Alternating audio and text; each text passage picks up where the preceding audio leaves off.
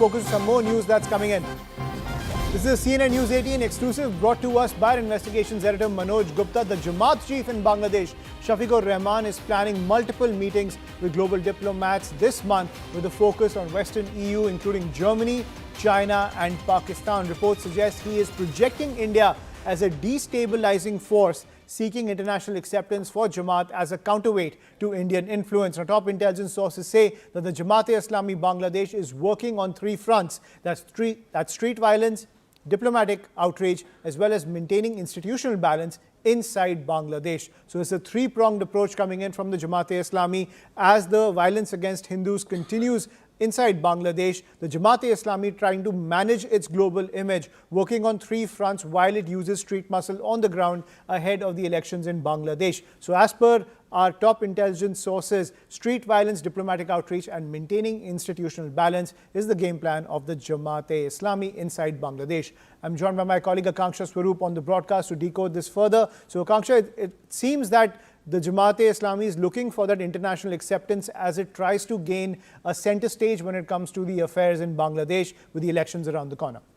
Absolutely, Ayushman. These are exclusive inputs brought to us by Manoj Gupta, our security affairs editor. And as you rightly highlighted, the recent days where Hindus have been killed has, of course, escalated in the middle of elections, and we speak on a day when U.S. has also sent its own envoys to meet with Mohammed Yunus. And so the Jamaat, which was a banned organization during the time of Sheikh Hasina's regime, is extremely conscious of how it's being perceived, particularly by EU in the West. And so Shafiq Rahman wants that the violence is in fact, that's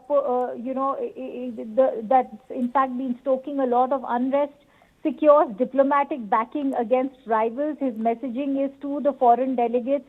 According to sources, Shafiqur Rahman is also looking towards finding international support. And in fact, the Jamaat chief meetings are part of a larger game to tell West, and through that diplomatic overreach to the West, they are also indicating to India that they are a major force for any future development within Bangladesh.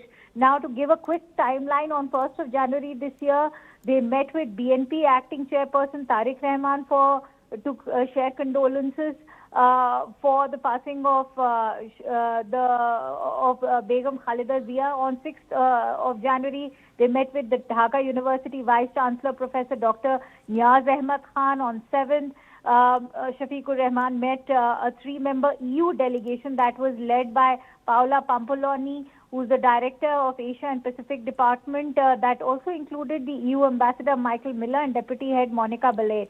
Now, on 12th, they met with Chinese Ambassador Yao Wen at Rahman's Bansundara office. On 13th, he had a breakfast meeting with the German ambassador and the press officer Shalina Nuzat Kabir at Rahman's Basundara office again. So Jamaat-e-Islami in Bangladesh is currently working on these three fronts, which is in fact to make a diplomatic outreach, to have street violence continue and maintain institutional balance. Remember, they were also addressing a Bangladesh-China conference where they reached out to the army officials also. So parallel meetings with selected foreign diplomats project an image of moderation, seeking external legitimacy from rest of the world. And the closed-door youth engagement focuses on disciplined cadre building, digital mobilization. They want to show that they have the ability to disrupt if excluded in Bangladesh and stabilize the situation if included in the overall polity.